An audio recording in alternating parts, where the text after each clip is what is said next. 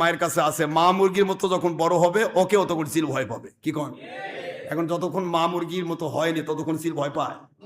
তা বাচ্চা এখন বলতেছে, তো আমারও দুই পা, মায়েরও দুই পা, আমারও এক মাথা, মায়েরও এক মাথা, আমিও মুরগি, মাও মুরগি, তা আমি কেন মায়ের কাছে থাকবো? আমার কিসের মায়ের দরকার? এই বলে বুদ্ধি করে, ওই লাখ ভেলকি লাখ, চোখে মুখে লাখ, বুদ্ধি করে মা আছে ওই পার্শ্বে, মাঝখানে খড়ের পালা, ওই পার্শ্বে গেছে বাচ্চা একলা একলাই। আমিও মুরগি, মাও মুরগি, কিন্তু আল্লাহ বোঝাচ্ছে তোর মাকে সিল ভয় পায় আর তো খাইতে সিল মজা পায়। মুরগি দুটাই, কিন্তু দুইজনের দুই কন্ডিশন, সবই এক কিন্তু কন্ডিশন আলাদা আছে। তোর মা যেরকম কষ্ট করে এত দূর এসেছে, ঠোঁটগুলো এরকম ধারালো করছে যে ধার দেখে সিল ভয় পায়, তুমি তো এরকম ঠোঁট করনি, তোমার থেকে তুলতুলা, খালি খাবে, খালি সিকটি মারি। এই জন্য এ দেশে যে ভাইগুলি কয় আমিও হুজুর, উনিও হুজুর, আমিও অমুক, আমিও অমুক, আমিও মানুষ, উনিও মানুষ, কিসের আবার পিঠ? আরে কি ঝাড়ি তার? ইবলিস কয় এটাই তো চাচ্ছিলাম। ওইদিকে মা মুরগি বাচ্চাটা যে ওই পায়ে গেছে, তখন সিল সিল বলতেছে, তোকে ধন্যবাদ, এরকম বাচ্চা তো আমি চাই। এখন তোর মায়ের কাছে থাই তো ভুল করেছিস, দেখ এখন তোমাকে আমি কেমন করে আদর করি। এবং ওই পাশে গেছে তো ধূপ করে তুলে সিরে সিরে খাইয়া দেয়, কয় যে হ্যাঁ এভাবে আমি আদর করতে পারি। মায়ের কাছে থাকলে কি আদর করতে পারতো? এই তো বাতিল ফেরকাও আপনাকে ওই রকম আদর করবে। আসুন ভাই, খাই ভাই, একটু পান ঠেলে দিচ্ছে মুখের মধ্যে, গোস্ত তুলে খাওয়াচ্ছে। উদ্দেশ্য আল্লাহর গোলাম বানানো নয়, উদ্দেশ্য কোম্পানির গোলাম বানানো। আর কোম্পানির গোলাম মানে ইবলিসের গোলাম। আওয়াজ জোরে হবে মুসলমান। কোম্পানির গোলাম মানে কিসের গোলাম? সিলের গোলাম। খালি মা মুরগি থেকে আলাদা করা পারলেই হয়। মা থেকে আলাদা করতে পারলে ওকে সিলও খাইতে পারে সিল খুশি, শকুন খাইতে পারে শকুন খুশি, ইঁদুর খাইতে পারে ইঁদুর খুশি, বিজি খাইতে পারে বিজি খুশি, সবাই খুশি। আর মা মুরগিকে ভয় পায়, মায়ের বিরুদ্ধে কয় তোর মা ওটা হলো ভণ্ড। কেন? আমরা খাবার চাই, খাবার দেয় না।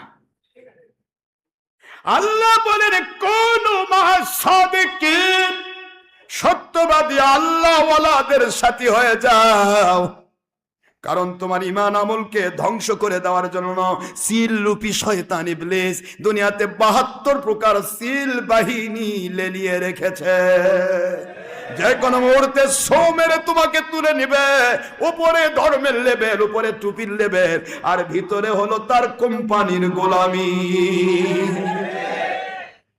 তোমাকে জোর করে বলবো অমুকের মাহফিল বন্ধ করো, যাও লাঠি নিয়ে যাও, অমুকের মাহফিল বন্ধ করতে যাও তো, ওসি প্রয়োজনে 20,000 টাকা ঘুষ দাও, আর মাহফিল যেন না হয়। তুমি কি বুঝলে না? এ বেটা, তুমি কি বুঝলে না যে আমার হুজুর কয় নম্বর? কোরআনের মাহফিল বন্ধ করার জন্য ঘুষ নিয়ে আমাকে পাঠাচ্ছে ওসির কাছে। তুমি তো এখানেই বুঝে নেওয়া দরকার, তোমার হুজুরের তো আল্লাহর সাথে কানেকশন নাই, কানেকশন লাগাইছে সে শয়তানের দিকে। এখান থেকে তুমি কেটে পড়ার দরকার ছিল, পারবা না, কারণ তুমি যে মা মুরগি নাই, এই জন্যই তোমার বিপদ। তুমি বুঝতে পারবে না, মা মুরগি থাকলে তোমার চোখে ভেলকি লাগাতে পারবে না। তোমার চোখে ভেলকি লাগাচ্ছে এই জন্য তোমাকে ধ্বংস করে দিচ্ছে। এইটুকুই চিন্তা করা দরকার ছিল, আর কিছু না। আমি শুধু এইটুকুই বোঝাতে চেয়েছি যে আপনারা সবাই, লাখ লাখ মাহফিল প্রতিদিন খবর হচ্ছে, প্রতিদিন মাইকিং হচ্ছে, অমুক জায়গায় অমুক, অমুক জায়গায় কই, আমরা তো একবারও মনের মধ্যে কিছু হয় না। যারটা তার, যাদের কপালে হেদায়েত আছে, মালিক তাদেরকে সেটিং করে ওলির কাছে পাঠাবে। হেদায়েত তো মালিক প্রদত্ত, মাইয়াহদিল্লাহ ফাহুয়াল মুহতাদি ওয়া মান ইউদ্লিল ফালান তাজিদ লাহু ওলিয়া মুরশিদা। আর যারা পথভ্রষ্ট গোমরাহ হবে, তাদের একটাই পরিচয়, তারা কখনো হক্কানি ওলি মুর্শিদ খুঁজে পাবে না। সূরাতুল এই কাহাফের 17 নম্বর আয়াতে আল্লাহ এটাই বোঝাতে চাইলেন, দুনিয়াবাসী আমি আল্লাহ তোমাদেরকে বোঝাচ্ছি, তোমরা ভালো করে বোঝো। হযরতে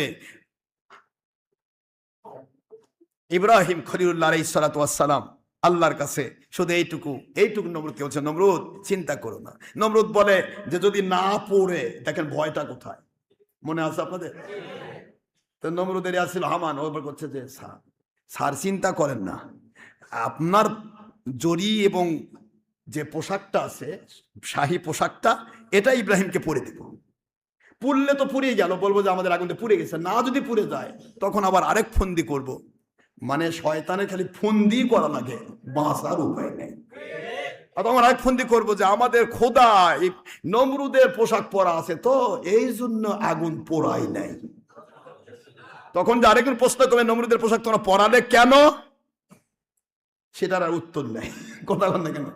কিন্তু নমরুদের পোশাক পরে দিকে লাভ হলো?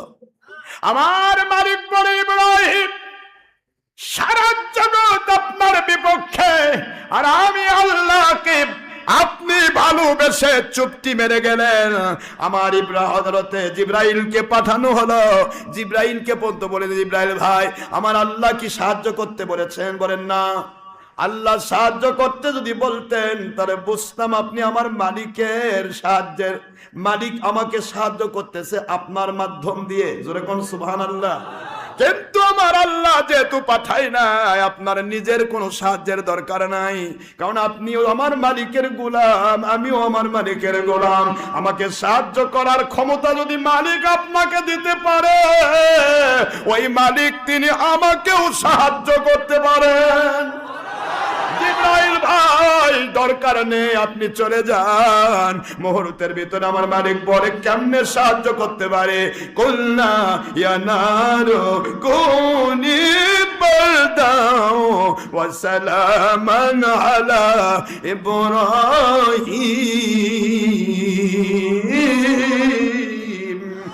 হে আগুন, খবরদার আমার ইব্রাহিমের একটা চুল পশম পরিমাণ পোড়া তো দূরের কথা রে আগুন, আমার ইব্রাহিমের জন্য এত গরম থাকবি না যে গরমে তার জন্য বাতাস দেওয়ার প্রয়োজন হবে, এত ঠান্ডা হবে না রে শীতের পোশাক পরতে হবে আমার ইব্রাহিমের জন্য। তুমি ঠান্ডা শান্তিপূর্ণ এয়ার কন্ডিশন হয়ে যাও। আগুনের ভিতরে আমার মালিক বলে নমরুদের পোশাকটাকে পুড়িয়ে দাও, ভিতরে জান্নাতি পোশাক পরিয়ে দাও। জান্নাতি পোশাক ভিতরে পরা, উপর থেকে নমরুদের পোশাক পুড়ে গেল। রেজা কয় আব্বাজান এটা কেমন হলো? আপনার পোশাকও তো আগুন খাইলো। বিপদ তো হলো আব্বা, আপনি খোদা তারপরও আপনার পোশাক আগুনে খায়। আর নমরুদ তো আর ফের ইব্রাহিম তো কিছুই বলে না আপনার ভাষায়, তার তো কিছুই পড়ে না, ফুলের বাগানে হাসছে।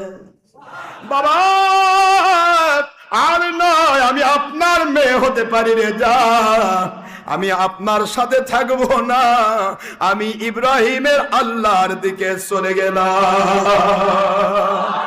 মুহূর্তের ভিতরে ইব্রাহিম আলাইহিস সালামকে বলে রে যা, ও ইব্রাহিম আগুনের ভিতর ফেলার পরও পড়েন না, আনন্দের হাসি দেন। কি সুন্দর সিংহাসনে বসা, আমি নমরুদের মেয়ে, আমি যদি যাই তাহলে কি আল্লাহ পাক তাই করবে? ইব্রাহিম আলাইহিস সালাম বলেন ও রে যা, নমরুদের মেয়ে শুনে নাও শাহজাদি, আমার মালিক খলিক রব কোনো ব্যক্তির জন্য নয়, কোনো গোষ্ঠীর জন্য নয়, ভিক্ষুক হোক বাদশা হোক, মালিককে যে মানতে চায় আমার মালিক তাকে সাহায্য করে। এসে দেখো আমার মালিক তোমাকেও সাহায্য করবে।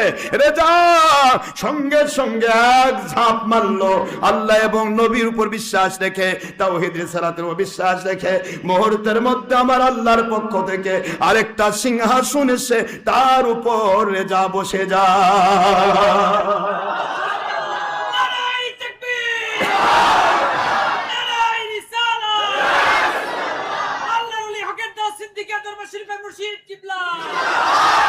তাহলে গোটা জগৎ একদিকে হলো আল্লাহর গোলামকে ভয় দেখানো, কিন্তু আল্লাহর গোলাম না হয় শয়তানের গোলাম হলে নমরুদ হলেও ভয় পায়। এই যুগের নমরুদ বাহিনী এরাও ভয় পায়। তোমাদের ভয়ের কি কারণ? তোমরা ফিসির ফাঁসির করতেছো, ওটাই কবিরা গুনাহ, ওটাই গীবত এবং বুহতান। আর আমি তো সরাসরি মাইক দিয়ে বলছি, দেখে দেখে নেটে, এটা আমার নাম উত্তম জিহাদ। সত্য বলা উত্তম, সত্য গোপনকারী বোবা, কারো কাছে সামনে না যায় পিছনে ফুসুর ফাসুর গীবত। আর গীবত সত্য হয় তবে গীবত, আর মিথ্যা হলে তো বুহতান। এই জন্য তারা এই কাজ করছে। তোমরা তো সবাই মিলে বলতে পারতে স্যার ও স্যার আমাদেরকে একটু সুযোগ করে দেন, আমরা তওবা করাই, পারতে না? কই খালি স্যার এক কয় না, ঘরের মধ্যে বসি স্যার একটু কিছু করি স্যার, স্যারের মধ্যে ঘরের মধ্যে কিছু করলে স্যার এক কয় স্যার আমরা যা কিছু করছি বাইরে যান কইন না। এরকম জীবনে বহুত বার ঘটেছে, অনেকবার ওসির কাছে বসা হয়েছে, অনেকবার ডিসির কাছে বসা হয়েছে। আমি ডিসি আমাকে দেখে আমার কথাবার্তা শুনে তাদের সমস্ত কথা কন্ট্রোল করে যখন ডিসি আমার পক্ষ নিল, তাদেরকে বললো আপনাদের কাম নাই, খালি গামছা পরে ঘোরেন, এইভাবে বলছে। তারপরে বাইরে যা করছে আশরাফ সিদ্দিকী ভণ্ড, সে আমাদের সাথে পারেনি, আমরাই জিতছি। এই সমস্ত মিশা কথা কর ফোন দিয়ে আটে, খালি কয় সারের কাছে সার, আপনার ঘরের মধ্যে বসবো স্যার, বাইরে না স্যার, কারণ বাইরে বসলে তো মানুষ আমাদের জুতার মালা পরিয়ে দেবে। সমাজ যদি 2 নম্বর জিনিসে ভরা থাকে, ওই জায়গায় 1 নম্বর জিনিস আসলে 2 নম্বরেরা সবাই ওই 1 নম্বর পিছে লেগে যায়। কেন? কারণ 1 নম্বর চললে আমাদের মাল আর কেউ খাবে না, আমাদেরটা কেউ গ্রহণ করবে না। এই জন্য যত টাকা লাগে ছাড় নেন, কিন্তু 1 নম্বরটা বিদায় করেন, আমরা একটু করে কিমলে খাই। এগুলো হলো দুনিয়া বিষয় হতে পারে, কিন্তু আল্লাহ এবং রাসূলের সন্তুষ্টির বিষয়টা আলাদা। আমার মালিকের পক্ষে যে থাকবে, রাতের অন্ধকারে থাকলেও সে সাহায্য পাবে, সে ভিক্ষুক হোক।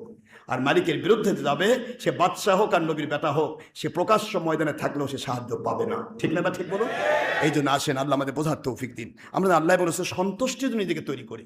হিংসুক হবেন না, অহংকারী হবেন না। অহংকার, হিংসা মানুষকে ধ্বংস করে। অহংকার নয়, আমরা মালিকের গোলাম হতে চাই। ঠিক আছে বাবারা? বলুন না, ঠিক আছে তো? আল্লাহ সবাইকে বোঝার তৌফিক দিন। ওমা আলাইনা ইল্লাল বালাগুল মুবিন। হাদা মা ইনদা মান ফাদ মা ইনদাল্লাহি রাসূলি সাল্লাল্লাহু আলাইহি ওয়াসাল্লাম।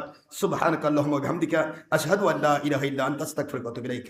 আসসালামু আলাইকুম ওয়া রাহমাতুল্লাহি ওয়া বারাকাতুহু।